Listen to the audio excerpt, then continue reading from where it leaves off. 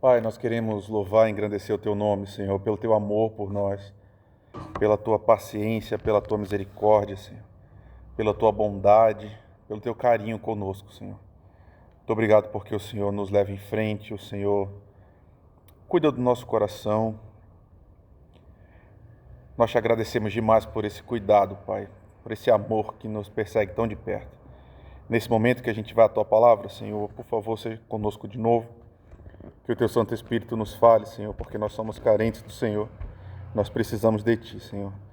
Por favor, tenha misericórdia de nós. Nos leva à verdade, nos livra do mal, Senhor. A gente precisa de Ti. Tem misericórdia de nós. É o que nós te pedimos no Teu santo nome, Senhor. Amém.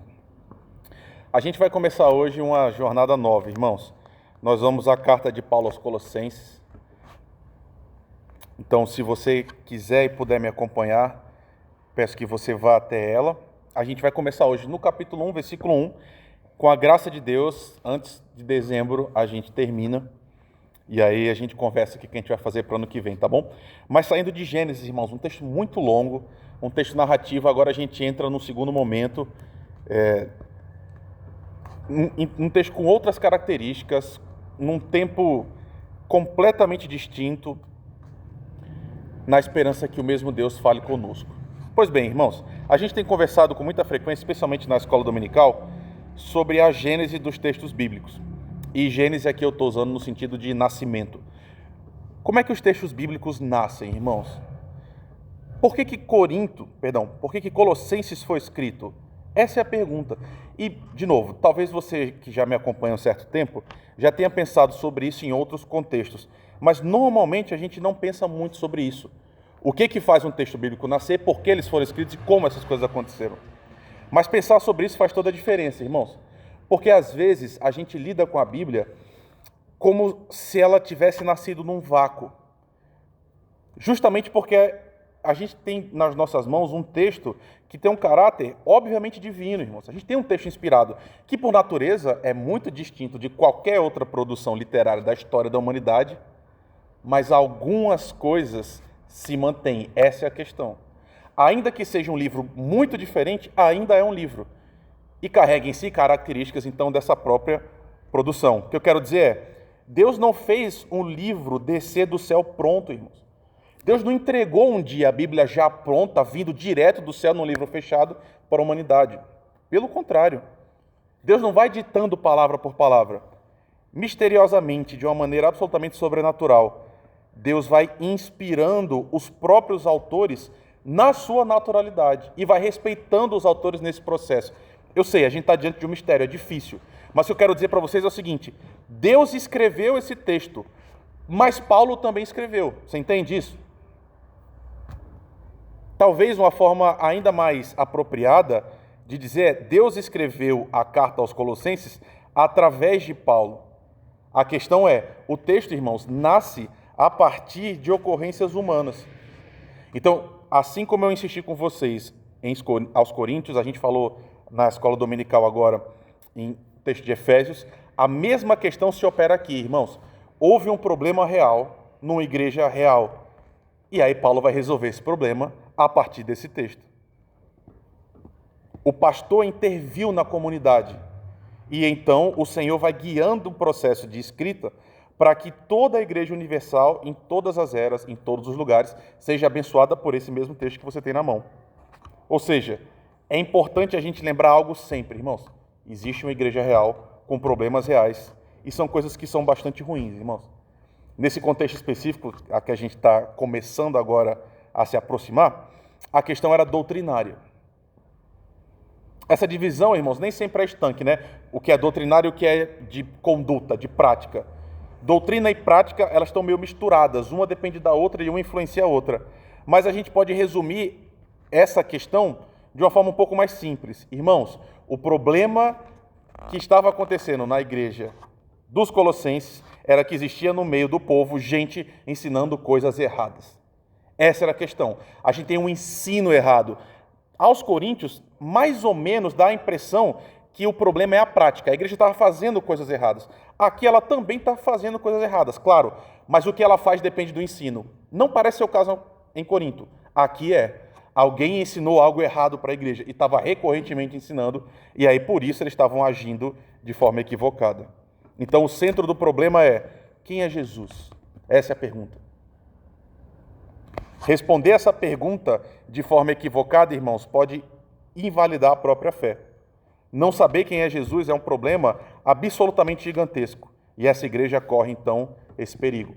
A carta que você tem nas mãos nasce justamente para resolver essa questão e, portanto, serve para você hoje, serve para mim também. A gente vai ao texto agora, tá bom? Então, tudo isso dito é para que você comece a olhar para esse texto já com esse óculos. A gente tem na igreja gente que está ensinando coisas erradas sobre Jesus. Paulo escreve, Colossenses 1, versículo 1 do capítulo 1. Paulo, apóstolo de Cristo Jesus, pela vontade de Deus, e o irmão Timóteo, aos santos e fiéis irmãos em Cristo que estão em Colossos. Que a graça e a paz de Deus, nosso Pai, estejam com vocês.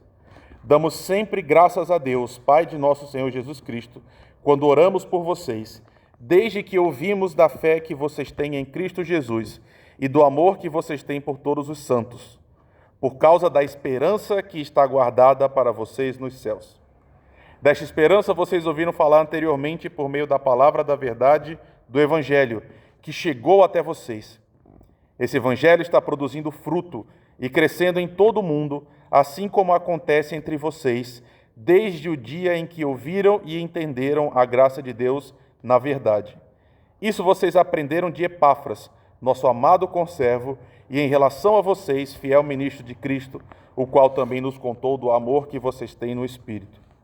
Por essa razão, também nós, desde o dia em que soubemos disso, não deixamos de orar por vocês e de pedir que transbordem do pleno conhecimento da vontade de Deus, em toda a sabedoria e entendimento espiritual. Dessa maneira, poderão viver de modo digno do Senhor, para o seu inteiro agrado, frutificando em toda boa obra e crescendo no conhecimento de Deus.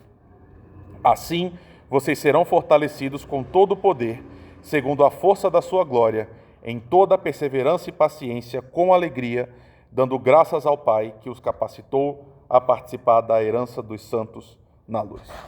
Essa é a abertura, irmãos. Esse é o começo da carta. E a estrutura dela vai obedecer, irmãos, a algumas sequências que a gente observa em outros textos produzidos também pelo apóstolo Paulo. A primeira coisa que a gente tem, logo na abertura, a gente tem o remetente, que talvez algumas pessoas aqui não saibam o que é, porque nunca escreveram uma carta, nem recebeu, mas o remetente é quem remete, aquele que escreve. São dois, irmãos. A gente tem Paulo e tem Timóteo, que é uma coisa que normalmente nos escapa, né? Logo no primeiro versículo, Paulo está dizendo, quem está escrevendo essa carta sou eu, junto com Timóteo. Num certo sentido, irmãos, é uma carta escrita a 4 mãos, portanto. E aí, Paulo, na condição de pastor, ele vai se apresentar. E ele se identifica, no primeiro momento, como apóstolo de Cristo. E você, junto comigo, sabe que a palavra apóstolo significa enviado. É um termo genérico, irmãos. Qualquer pessoa enviada em missão é um apóstolo. Contudo, a gente já tem uma certeza bastante acurada que Paulo, nesse contexto e nesse momento da igreja, já trabalha o termo como uma coisa técnica. Ou seja, já nesse momento da igreja, apóstolo não é mais qualquer pessoa enviada apenas. Os apóstolos aqui ganham uma outra conotação, é a conotação que você conhece, que eu conheço mais também. É um termo bastante restrito, irmãos, que é bastante descritivo também. Os apóstolos aqui eram aquelas pessoas que foram testemunhas oculares da ressurreição do Senhor Jesus e também do seu ministério. Então, os apóstolos são aqueles que viram Jesus ressuscitar, não exatamente viram Jesus ressuscitar, né? Mas viram Jesus ressurreto e também estavam com Jesus no seu ministério. Então, um apóstolo é um embaixador, é alguém que é autorizado a dar continuidade a esse ministério público de Jesus que está agora nos céus, né? Então, os apóstolos são essas pessoas. Paulo está se identificando como um apóstolo, irmãos. Então, perceba, logo no começo da carta, Paulo tem uma consciência total do seu papel no corpo de Deus, na igreja universal. O que a gente tem em mãos, então, irmãos, é uma carta, uma epístola orientadora, norteadora, de aspectos que são concretos da fé cristã. A gente tem aqui a palavra oficial de um apóstolo que está servindo como intérprete direto dos ensinos do Senhor Jesus às igrejas. E aí, irmãos, por que eu estou falando isso? Por causa disso, é fundamental que esse ofício não nascesse no próprio apóstolo Paulo. Já que Paulo vai ocupar essa posição de autoridade tão intensa, você concorda comigo que não é algo que pode nascer dele, da sua própria vontade? Paulo não pode simplesmente estar um dia em casa e falar o seguinte: olha, eu tenho muita vontade de ser apóstolo, eu acho que eu vou me candidatar. Eu vou fazer um curso preparatório para apóstolo, depois eu faço a prova, se eu passar, eu começo a desempenhar minha função. Que, irmãos, num certo sentido, é um pouco o que acontece hoje com ministros, né? É claro que a gente tem várias instâncias de tentar entender quem vai ser pastor, quem não vai. Mas, num certo sentido, essa ação começa por alguém chegar e dizer: eu quero ser pastor. O que Paulo está dizendo é o seguinte: eu sou apóstolo de Jesus, mas eu não sou apóstolo de Jesus pela minha própria vontade. Eu sou, está aí no versículo 1, apóstolo de Cristo pela vontade de Deus, irmãos. E isso muda todas as coisas. Entender que Paulo é apóstolo de Cristo por causa da vontade de Deus é uma noção fundamental para a gente de que essa organização da igreja passa, irmãos, pelo próprio Deus.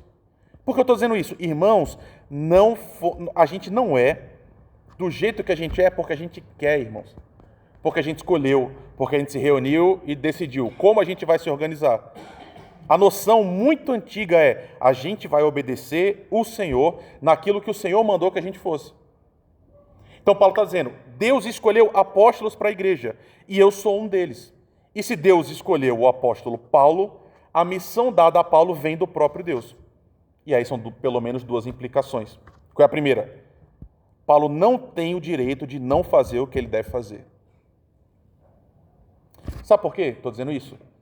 Você já me viu falando isso em outros contextos. Meus irmãos, todo servo de Deus, toda serva de Deus já quis desistir da missão. Todo, irmãos. Todo pastor, todo missionário, todo presbítero, todo diácono, todo líder departamental, você que está aqui me ouvindo, eu conversei com você já em muitos contextos. Quase sempre você chega em algum momento que diz: eu não aguento mais, eu não vou mais fazer isso. Eu não sei como são os outros pastores. Laís está aqui para atestar. No meu caso é toda semana, irmãos. Às vezes é no próprio domingo à noite, quando eu terminei de pregar, eu estou aqui cumprimentando as pessoas, eu digo: no próximo domingo eu nem volto mais. Às vezes é no meio da semana, quando eu estou preparando para estar aqui, mas toda semana eu penso: não, eu não vou conseguir. Não é para mim, não dá, eu vou largar. Mas perceba, irmãos, é estranho isso e é complicado na prática, mas eu fiz engenharia, vocês sabem, e num certo sentido eu poderia ser professor também porque eu faço letras.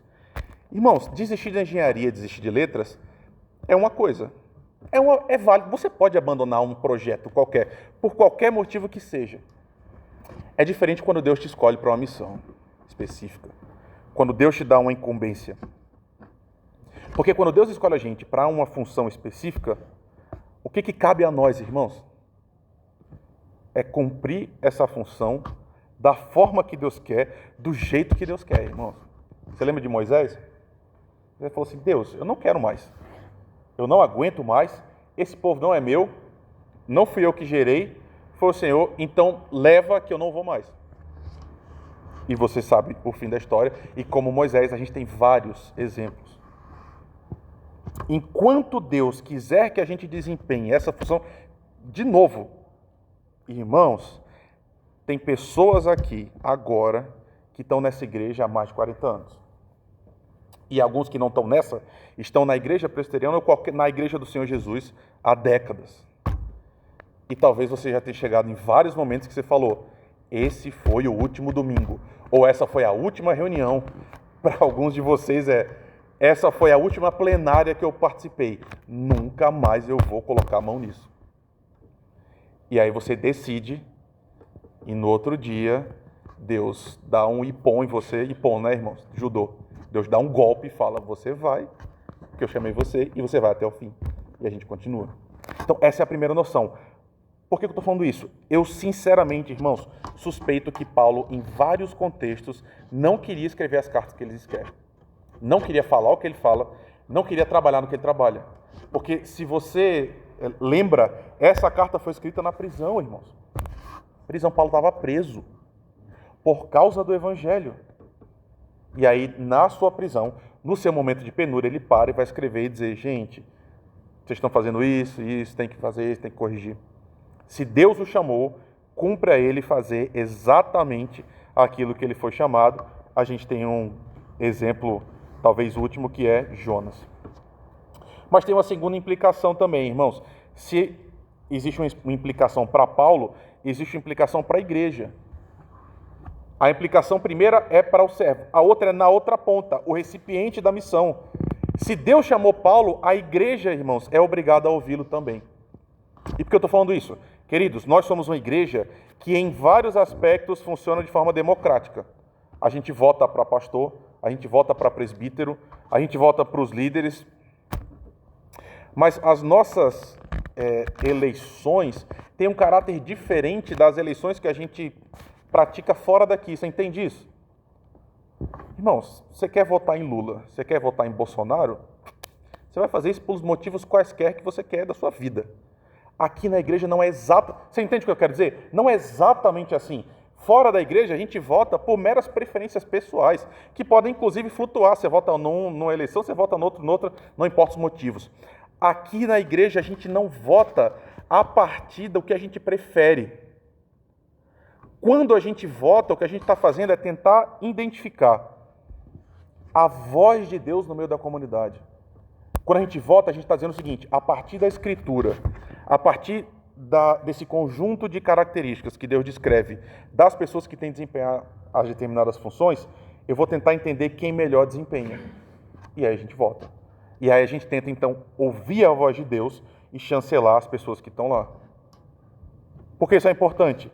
Irmãos, você concorda comigo que uma vez que a gente imposta essas pessoas, cumpre a nós obedecê-las e respeitá-las e honrá-las? De novo, enquanto elas permanecerem fiéis. Mas enquanto elas permanecem fiéis, irmãos, cabe a gente escutar, ouvir. Porque, de novo, se Deus que chamou Paulo, agora que ele está falando na qualidade de apóstolo, a igreja não pode dizer o seguinte: não, a gente não gostou dessa carta, não. A gente queria ouvir outra coisa. A gente vai abandonar, a gente vai fazer aquilo que a gente quer fazer. Isso aqui para a gente pouco importa, porque é ruim, porque incomoda. De uma forma muito real, irmãos, o que está acontecendo aqui, por causa do ofício de Paulo e por quem ele era, Deus está enviando uma carta para a igreja. Então ela deve ser ouvida. Então, esse é o primeiro remetente. A gente tem um segundo, que, irmãos, eu não sei se eu fui maldoso, mas é quase como se Timóteo fosse o estagiário nesse momento, irmãos. Porque a gente tem Paulo, que é o pastor, o apóstolo, e Timóteo vai escrever também, mas é quase como se Timóteo tivesse entrado só na capa do trabalho para compor o nome. De novo, isso aqui pode ser meu coração maldoso, tá? Mas ele é o jovem pastor. Ele é aquele que está aprendendo com Paulo a ser um pastor, aprendendo como um pastor deve ser, né? Então, ele aparece também como um dos que escreve, e aí eles escrevem aos santos, versículo 2, santos e fiéis irmãos em Cristo que estão em Colossos. E sabe, irmãos, de novo, as cartas sempre nascem, pelo menos a grande maioria delas, sempre nascem frutos de problemas, irmãos. Problemas que requerem ajustes. Sempre existem coisas erradas na igreja. Sempre existem coisas feias. Sempre existe uma parte da igreja que está doente. Mas note, essa carta foi escrita aos santos e fiéis, irmãos. Paulo está chamando esse povo que está praticando coisas erradas, que está acreditando em coisas erradas, uma igreja com problema, mas que é chamada desde o começo de santa e fiel. Que coisa, não, irmãos? Santos, separados. É uma forma de Paulo falar: eu sei que vocês estão pecado, eu sei que vocês estão errados, eu sei que vocês não são perfeitos, mas ainda assim vocês compõem esse povo santo de Deus. E meu irmão, minha irmã, isso é você e sou eu. Porque a gente tem essa noção muito equivocada, né? Se eu estou desempenhando bem naquilo que eu acho bom, então eu sou santo. Se eu errei, eu deixei de ser santo. Quanto mais eu não erro, mais santo eu sou. Quanto mais eu erro, menos santo eu sou.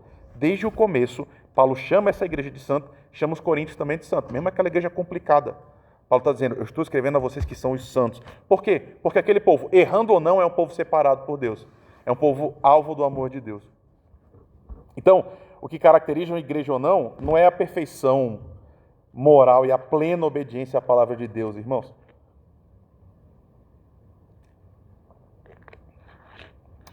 Por que eu estou falando isso? Irmãos, vocês não me conheceram nessa época, tá? Mas eu era muito, muito chato, irmãos. Muito. Alguns de vocês acreditam nisso facilmente, né? Porque convivem mais perto comigo. Mas, queridos, em algum momento da minha vida eu fui um legalista imenso. A primeira onda do calvinismo, vocês lembram? Vocês estavam lá? Quando começaram a surgir os grandes nomes da igreja presbiteriana hoje, um monte de pessoas estavam em outras comunidades, escutaram a fé reformada e falaram, agora a gente descobriu o evangelho de verdade, vamos mudar de igreja. Vamos para a igreja presbiteriana. Irmãos, eu era um calvinista extremamente arrogante. Por quê? Para mim, qualquer desvio moral de uma comunidade ou qualquer desvio doutrinário já era motivo para dizer assim, esse povo não é crente não. Esse povo não é igreja não. E eu lembro demais de estar em comunidades e no meu coração está dizendo o seguinte, isso daqui é qualquer coisa menos um culto a Deus. Esse povo nem crente é. Nossa, hoje eu me arrependo profundamente disso, irmãos. Porque da minha perspectiva, praticamente só os reformados é que era crente de verdade. E nem todos os reformados, para mim, na época, era só alguns. E aí, de repente, eu abro a Escritura e eu vejo Paulo, um apóstolo, alguém que está diante da igreja, escrevendo a partir dessa incumbência dada por Deus, dizendo, vocês são nossos santos e fiéis irmãos em Jesus Cristo. Mesmo errados, mesmo no momento difícil da igreja. Dizendo, eu faço parte com vocês desse povo que, errando mais, errando menos, está caminhando em direção ao Senhor. Então percebam, irmãos, como isso é importante. Certamente gente com problemas, certamente gente com pecado, com desvios doutrinários, com assuntos que eram sérios, mas ainda assim sendo chamados de igreja, ainda assim sendo chamados de santos. Gente que precisa de ajuste, claro, mas gente santa. E aí Paulo diz, então, que a graça e a paz de nosso Deus estejam com vocês.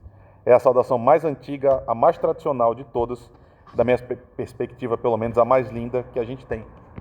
É um desejo bom. Eu espero que a graça, que a paz de nosso Senhor Jesus estejam com vocês. Pois bem, irmãos, a gente vai iniciar então a próxima sessão, que são as ações de graça. Vencida essa saudação inicial, Paulo agora vai falar algo ainda antes do problema. Isso, irmãos, por que eu acho isso importante? Queridos, eu quero falar de antemão, tá? É claro que Paulo aqui está sendo verdadeiro. Eu não estou dizendo que Paulo está fingindo. Mas, irmãos, a gente pode, ao mesmo tempo, ser plenamente verdadeiros e usar uma estratégia de comunicação na hora da gente falar qualquer coisa. Por que eu estou dizendo isso? E aí, talvez, todos os casados aqui sabem exatamente como isso funciona, alguns mais do que outros. Por quê? A gente vai tratar de um assunto difícil, irmãos, espinhoso. Quase sempre, quanto mais sábio você é, a gente não começa falando do problema especificamente. Você entende o que eu estou dizendo? A gente vai ter que ter uma conversa difícil. Vai ser ruim. Tem várias formas da gente começar a falar sobre isso. Não tem? É sempre bom preparar o terreno antes, não é, irmãos? E perceba, às vezes a gente pensa que é uma certa... A gente está tentando manipular os outros.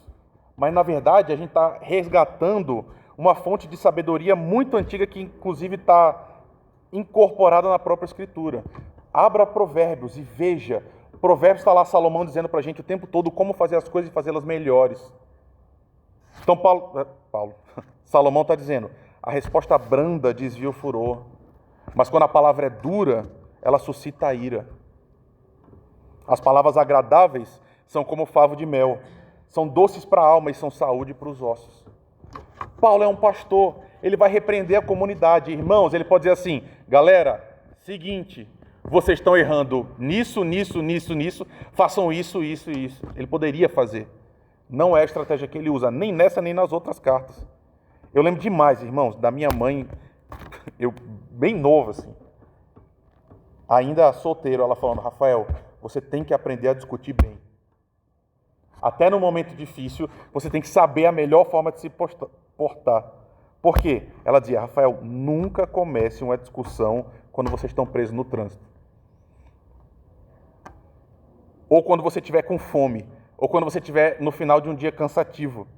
Por quê? Porque a nossa predisposição já está para abrir. Vocês entendem, né, irmãos? Eu estou falando uma loucura. O que Paulo está dizendo ele está usando uma sabedoria para dispor seus leitores a ouvi-lo com o coração mais aberto. Por quê? Ele está dizendo assim, gente, não está tudo errado, que foi um pouco o que o pastor Alfredo fez semana passada aqui no domingo. Ele falou assim, gente, não é que está tudo errado, não está tudo ruim. Eu vou começar antes falando das coisas que vocês estão fazendo bem, as coisas que vocês estão acertando. Ele diz, versículo 3, eu sempre agradeço a Deus quando eu oro por vocês, por causa da fé em Jesus e o amor que vocês têm por todos. Quando Paulo lembrava dessa igreja, coisas boas vinham à mente dele, irmãos. Paulo está dizendo, vocês são uma igreja que são cheia de fé no Senhor Jesus. E essa fé que vocês têm em Jesus, vocês estão manifestando a partir do amor concreto por outras pessoas. O que ele está dizendo? Vocês são uma igreja amorosa, cuidadosa, terna, meiga, bondosa. E vocês fazem isso, vocês mostram que vocês são assim, porque vocês praticam esse amor por outras pessoas. Tudo isso eles faziam porque as suas práticas repousavam numa esperança que transcendia essa vida, é o que ele diz no versículo 5. A igreja, irmãos, essa igreja em Colossos, tinha no coração a certeza que um dia eles estariam eternamente com o Senhor. E essa visão, essa antecipação de que a ordem dessas coisas vai passar, justamente essa certeza no porvir, na eternidade, capacitava esse povo a amar outras pessoas agora, na vida presente. E é isso que Paulo está falando. A fé que vocês têm é genuína. E sabe, irmãos, penso eu pelo menos, isso é instrutivo demais para a gente. Porque, irmãos, em algum nível, as igrejas têm um aspecto semelhante a pessoas. O que eu quero dizer com isso? Irmãos, igrejas têm cara, igrejas têm fama. E eu sempre penso nisso, irmãos, e normalmente isso costuma mexer comigo. Igrejas têm um aspecto, ou têm alguns aspectos, que normalmente as definem, que salta aos olhos. Uma fama que a precede. E é fácil a gente perceber isso com pessoas, né, irmãos? Os nossos nomes, às vezes, suscitam reações que são imediatas. Eu tive tanta essa experiência, queridos. Existem algumas pessoas que, quando elas são citadas, elas trazem consigo, com a citação, uma série de histórias de gratidão e de amor. A gente está reunido e aí, de repente, alguém fala, vocês lembram de fulano? E aí, a lembrança dessa pessoa faz com que, dali para frente, por algum tempo, a gente vai ouvir várias histórias de como essa pessoa impactou profundamente e para o bem uma comunidade, um grupo de pessoas. E o contrário também é verdade, né, irmãos? Tem algumas pessoas que, quando elas são citadas, imediatamente daí para frente o assunto acaba. E o clima muda. O clima fica meio entortado, né? A gente está conversando, a coisa está rolando e alguém fala, lembra de fulano? E a pessoa fala, não, vamos mudar de assunto, é melhor nem falar sobre isso. Quando a gente fala sobre comunidade, isso acontece também, irmãos. Isso é estranhíssimo. Eu pelo menos penso, isso é muito estranho. Mas algumas igrejas, irmãos, trazem memórias que são lindas, de gratidão. Quando a gente fala de determinada igreja, a gente fala assim, caramba, que povo abençoado. Como eu fui bem tratado nesse lugar, como eu fui acolhido ali, como aquelas pessoas cuidaram de mim. E outras comunidades rapidamente evocam esse sentimento de desconforto, de tristeza. A gente fala, vamos na igreja tal? A gente fala, não, é melhor não ir lá. Igrejas que trazem essa... Igrejas que pesam, irmãos. A pergunta que surge é, como é que a gente é conhecido, irmãos? E, nossa, eu tenho pensado muito sobre isso, muito. Eu não sei o que aconteceu, eu estou num momento meio estranho, eu estou ao mesmo tempo meio saudosista, mas é um negócio meio Neymar, assim, eu estou com saudade daquilo que eu não vivi ainda, porque eu não estava aqui nesses 40 anos, mas eu escuto as histórias, eu vejo as fotos, e aí as pessoas dessa comunidade e de outras comunidades falando sobre essa, trazem histórias que são muito bonitas, irmãos. Falam de momentos aqui nesse lugar de uma forma muito carinhosa. E aí, na semana retrasada, eu estava vendo umas fotos que a Luciana trouxe, quando a igreja era muito simples. E aí eu sou, de novo, aqui é uma armadilha, certo, irmãos? Porque não é só porque a gente estava com o prédio ainda inacabado que tudo era certo. Mas eu sei, eu tenho um pouco de saudade dessa época, de quando as coisas eram mais simples do que elas são hoje. E aí eu fico pensando, hoje eu faço parte de uma história que começou muito antes de mim. E hoje eu sou responsável por cooperar para que essa fama da igreja, ela continue para o bem e para o mal. Então a pergunta se mantém, irmãos, como é que a gente é conhecido? Quando as pessoas falam da IPVB, o que as outras pessoas pensam? Como a gente é identificado, irmãos?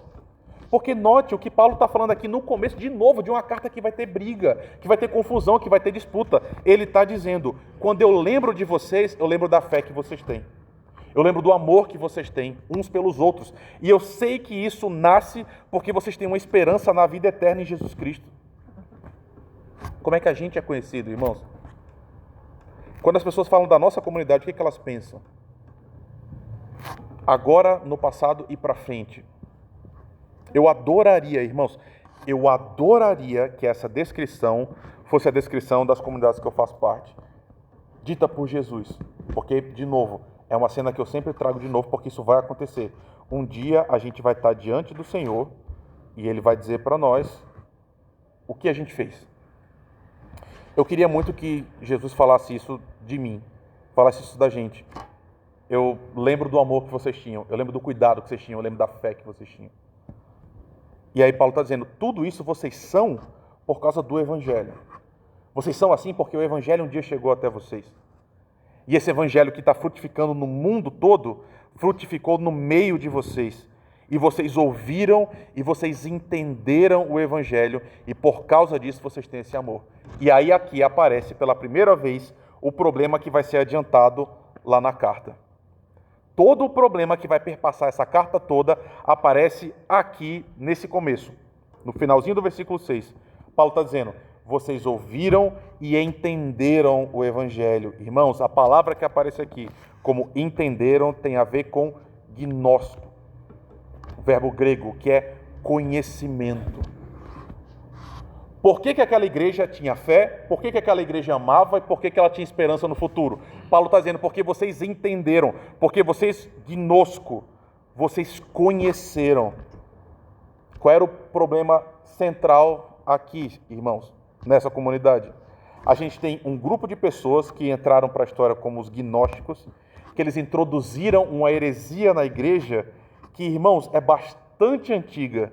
Tem muitas características, mas dentre elas, talvez a principal existe um conhecimento secreto que só algumas pessoas têm. Essa era a base da heresia. Perceba, dentro da igreja começou a surgir um grupo que estava dizendo o seguinte, olha, existe uma noção secreta que poucas pessoas acessam e você só vai conseguir atingir o nível máximo da fé quando você começar a fazer parte desse grupo, quando você tiver um conhecimento diferente que vai lhe habilitar a ser distinto de todo o resto. Então a igreja é como se tivesse dois níveis. Quem conhece pouco e quem tem esse conhecimento secreto específico que só a gente tem.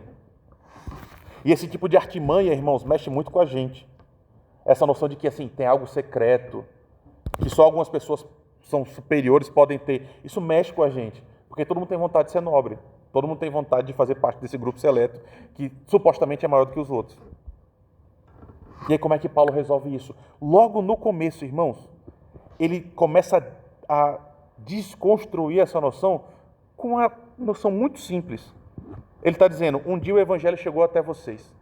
Vocês ouviram e vocês entenderam. Essa palavra entenderam é justamente gnosco. Vocês conheceram. O que Paulo está dizendo é o seguinte, gente, todos vocês conhecem. Todo mundo tem o conhecimento. Não existe nada velado. Essa é a ideia, irmãos. Todo mundo conhece, porque o Evangelho é uma mensagem super simples, que é aberta a todos, que foi ouvida por todos e foi entendida por todos. Não tem nada secreto, não tem um grupo específico destacado. Todos podem ouvir, todos podem entender e todos, de fato, têm acesso a essa mensagem que é transformadora. Então, é justamente isso que capacita a comunidade a desenvolver esses aspectos que são tão positivos, irmãos. Vocês conhecem o Evangelho, é o que Paulo está dizendo. Vocês não apenas entenderam o Evangelho racionalmente, mas essa verdade invadiu vocês, transformou vocês e começou a fazer parte da essência de vocês. E sabe, irmãos, é exatamente isso que continua mudando as igrejas até hoje. Uma igreja só consegue ser o que ela precisa ser a partir do momento que ela conhece o Evangelho e que ela conhece Jesus. E, irmãos, mais uma vez, conhecimento na Bíblia não se constrói fazendo curso, irmãos. Quando Paulo fala, vocês são uma igreja que conhece o Evangelho, que conhece Jesus, isso não tem a ver com conferência, não tem a ver com fazer curso teológico. A gente está falando de gente que compreende, que encarna e que vive o Evangelho. Não é gente que conhece de ouvir falar. Não dá para aprender. Irmãos, não dá para conhecer Jesus pelo YouTube. De novo, eu não quero menosprezar essas ferramentas, isso é importante. Ouvir falar sobre Jesus é importante, estudar é importante, mas não é um conhecimento que você aprende desconectado da vida. Não é gente que fez um curso sobre Jesus, é gente que sentou na mesa com Jesus e que comeu 1 quilo de sal com Jesus. Você entende essa expressão, né? Leva tempo, irmãos. Sabe, a gente tem na igreja gente que conhece muita coisa sobre Jesus. Isso é um detalhe que pode parecer tão pequeno, mas que faz tanta diferença, queridos. A pergunta é, você conhece Jesus? Não se você conhece coisas sobre Jesus. Não se você conhece coisas sobre a igreja de Jesus. Você conhece Jesus? É gente que anda com Ele, que sabe o cheiro dele, que sabe o tom da voz, o som da risada. É isso que eu estou falando, irmãos. Gente que conhece, gente que ama, que amou e que viveu no meio e junto com esse homem, que andava no meio do povo. Por isso que Jesus fala sobre ser o pastor, né? Jesus tinha cheiro de igreja, irmãos. Jesus tinha cheiro de gente, porque Jesus estava no meio de gente. Então, Paulo está falando, vocês são uma igreja que está caminhando, em muitos sentidos, na direção certa, fazendo as coisas certas. Por quê? Porque vocês conhecem Jesus. É isso que ele está dizendo. E aí, a última sessão que a gente vai ver hoje, e que a gente já leu, Paulo vai fazer e vai revelar um dos principais ofícios de um bom pastor, irmãos. Isso começa no versículo 9. Paulo vai orar. A gente tem aqui uma oração. Paulo vai fazer uma oração pelos membros, pela igreja. E sabe, irmãos, isso é uma coisa difícil de explicar para você. Difícil mesmo. Porque é claro que o que eu vou falar agora são relações muito distintas no grau, mas na essência não são tão distintas assim.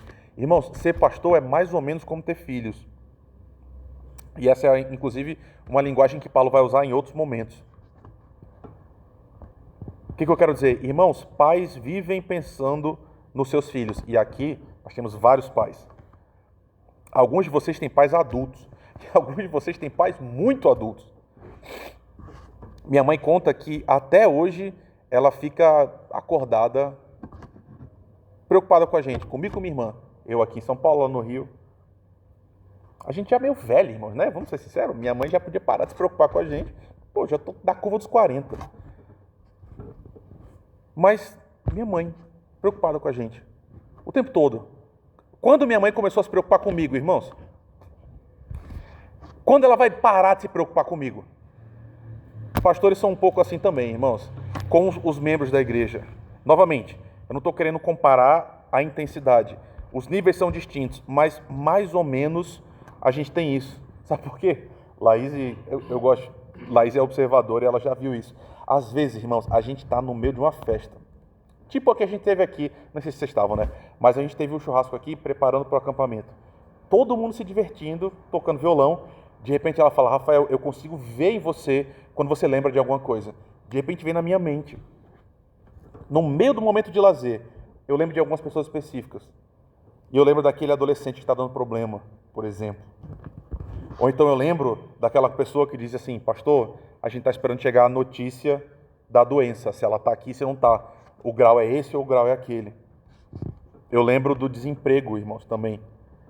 E você não sabe, mas eu lembro com frequência de gente que nem está mais com a gente, irmãos. E aí algumas pessoas chegam para mim e falam assim, cara, que loucura é essa? Por que você fala tanto dessas pessoas, sendo que eu convivi com elas 1 ano? Eu não sei, irmãos, como é que a gente eu não sei como é que isso funciona direito. Mas como é que a gente tira do coração gente que a gente ama? E como é que a gente tira do coração gente que Jesus ama? Aqui é pior ainda. Paulo tem essa mesma experiência, irmãos. E aí ele fala aqui pra gente no começo da carta o seguinte: olha, desde o dia em que eu ouvi falar de vocês, que eu não paro de orar por vocês.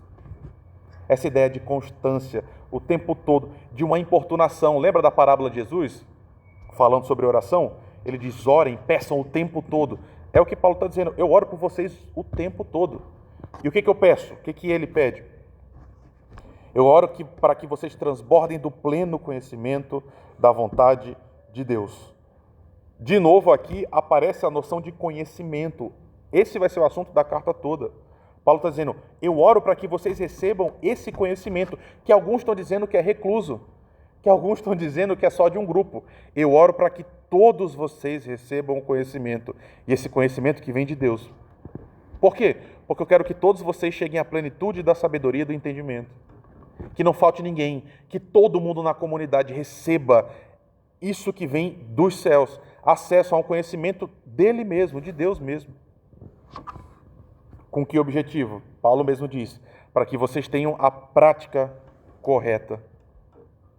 E sabe, irmãos, eu estou plenamente convencido de que uma boa parte dos nossos problemas até hoje, uma boa parte da gente não fazer o que a gente precisa fazer, da gente não viver do jeito que a gente precisa viver, é porque falta isso em nós.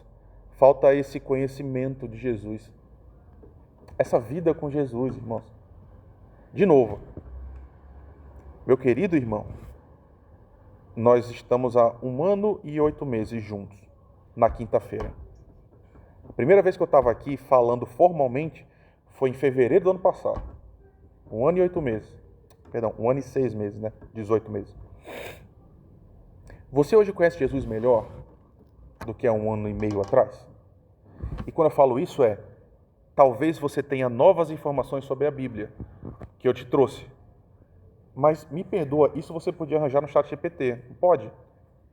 Você pode tirar curiosidades sobre a Bíblia sem que eu esteja aqui. Minha pergunta não é isso. Não é se você conhece mais a Bíblia até. Minha pergunta é, você conhece mais Jesus? Você tem crescido na vivência com esse homem? Você de fato está vivendo uma vida que está sendo preenchida da presença de Jesus que muda tudo? Paulo está dizendo, eu oro direto por vocês, pedindo isso. Eu estou pedindo a Deus, Deus se revela a esse povo, fala com esse povo, que eles conheçam o Senhor. Essa é a oração. Porque, irmãos, esse aqui é o início de tudo, tá? A gente está no começo da carta. Daqui para frente, a gente vai ter uma jornada de alguns meses. E a minha expectativa é Deus falar com a gente. A gente tem um caminho ainda, tem muito caminho. Mas o que salta aos olhos para mim, pelo menos nesse início, são 2 noções importantes. A primeira é essa noção, essa relação de pastor e igreja, irmãos. Como isso é importante? Um bom pastor ama a sua igreja. E ama a igreja por causa do Senhor. E cuida das ovelhas porque elas não são suas, mas são desse Senhor. Por isso ele ensina, ele ora, repreende, exorta, por isso ele anima. E aí Paulo vai mostrando o amor a partir de todos esses predicados que a gente viu. E esse tipo de cuidado é fundamental, irmãos. Deixa eu te falar, se você é crente, se você ama Jesus, você precisa de um pastor, irmão. Você precisa de bons pastores. E Deus sabe, queridos, eu não preciso fingir para você. Eu não preciso mesmo. Eu não me acho um bom pastor. Do fundo do meu coração eu não acho. Queira Deus que Ele tenha misericórdia da gente, que Ele vá levando a gente de graça em graça. Mas, irmãos, igrejas precisam de bons pastores, de gente que está levando o povo de volta a essa palavra, a partir dessa vivência com o Espírito, que vai enchendo nossos corações. Essa relação é muito importante, porque, de novo, tem um monte de gente dizendo para você o seguinte, você pode dobrar seus joelhos em casa, orar, cantar sozinho e ver vídeo no YouTube. Eu desconfio muito que isso não é verdade, mesmo. Se você estivesse sendo perseguido ou se você estivesse com uma doença incapacitante, talvez Deus usasse essas ferramentas para ir nutrindo a sua fé. Mas você precisa estar aqui. Sabe por quê? Porque você precisa estar aqui no dia muito mal para você ter um contato que não dá para fabricar pela internet, irmãos. Vai ter momentos que a gente vai sentar e você vai falar uma coisa para mim que eu nem sei o que eu vou te falar, porque eu nem tenho resposta. Mas a gente orar junto e chorar junto vai fazer a diferença para você, como já fez para mim em muitos momentos. Da mesma forma, tem pecados no seu coração que você pode esconder em casa. Gente, vocês entendem isso? Ser crente em casa online, você pode esconder coisas que Deus usa a comunidade para mostrar e que você precisa abandonar. Por isso você precisa de um pastor. Por isso que Deus usou essa forma. Essa é a primeira noção. A segunda é, irmãos, sempre houve os que quiseram perverter os ensinos de Jesus à sua prática. Sempre. Sempre quiseram inventar uma igreja diferente da que ele deixou. É gente que quer melhorar a igreja, que quer colocar coisas a mais. E isso sempre gera uma destruição enorme. E aí, irmãos, deixa eu dizer uma coisa. Cristianismo é simples, irmãos. O cristianismo é simples, ele sempre foi. E ele sempre é universal, no sentido de todo mundo deve ter acesso a tudo e ser plenamente ensinado. Eu estava lendo um livro agora, recente, loucura, irmão, loucura total. Quem falou pra gente dele foi um professor nosso lá no seminário. O nome é O Queijo e os Verbos, bem antigo. Enfim, não vou entrar em detalhes. O importante é, ele fala de um julgamento que aconteceu em 1570, na Itália. E, irmãos, houve um momento em que a fé institucionalizada impediu as pessoas de conhecer a verdade. Você não podia ler a Bíblia, você não podia discutir nada, você não tinha acesso. Irmãos, deixa eu dizer uma coisa, e eu quero repetir isso, e a gente vai repetir isso à exaustão nessa carta toda. Queridos, não existem grupos especiais no nosso meio. Não existem verdades escondidas. A nossa fé é uma fé perfeitamente explicitada para todas as pessoas, aberta a todas as pessoas, que fala com todas, que acolhe a todas, que ensina a todas. Não existe monopólio da mensagem, irmãos. Ninguém detém Jesus, ninguém é dono de Jesus. Ele é o dono do universo inteiro, da sua igreja. Tudo é por ele, tudo é por causa dele, tudo é para ele. E é por isso que a nossa fé chegou até a gente. Irmãos, olha, doutores são importantes. Eu estou fazendo doutorado. São importantes. Grandes teólogos são importantes. Mas muito da nossa fé se deu por gente simples. Você tem noção que gente analfabeta, não sabe ler, fez essa verdade chegar a lugares mais longínquos do planeta, e gente serve Jesus Cristo e teve a vida profundamente mudada por gente muito simples que ama esse Jesus. Por que eu estou falando isso? De novo, essas pessoas que se infiltraram na igreja de Colossos dizem o seguinte: tem um conhecimento secreto que só quem é muito fera consegue acessar, e o seu objetivo é chegar nesse grupo e descobrir essas verdades ocultas. Irmãos, todos aqueles que querem entregar a vida a Ele, recebem dele alimento, conhecimento, fé, cuidado e amor. Jesus sempre amou gente. Gente, muitas vezes, a mais simples possível. Gente sem instrução formal. Você sabe disso. Gente pescador. Que por causa desse amor a Jesus, revolucionou o mundo inteiro. Gente desprezada. Gente deixada de lado. Mas gente que conheceu o tesouro do conhecimento que o mundo nunca compreendeu. E é isso que Paulo fala em outros lugares, né? Qual é o grande conhecimento que o mundo não entende? Jesus Cristo ressurreto. E isso basta para sempre, irmãos. Ele é o nosso conhecimento, Ele é a nossa sabedoria. Vamos orar? Muito obrigado, Senhor, por essa palavra. Obrigado pelo Teu amor por nós. Muito obrigado porque o Senhor nos alcança. E a gente te pede e te implora, Senhor, que o Senhor continue nos levando à verdade, que o Senhor continue abrindo o nosso coração, Senhor, nos enchendo dessa palavra que é Tua, nos enchendo da Tua vida também, Senhor. Por favor, tenha misericórdia de nós, Pai. Fala conosco, que nos purifica. Nos dá uma fé real de gente que Te conhece, Senhor. A gente precisa do Senhor. Por favor, tenha misericórdia de nós. É o que nós Te pedimos em nome de Jesus. Amém.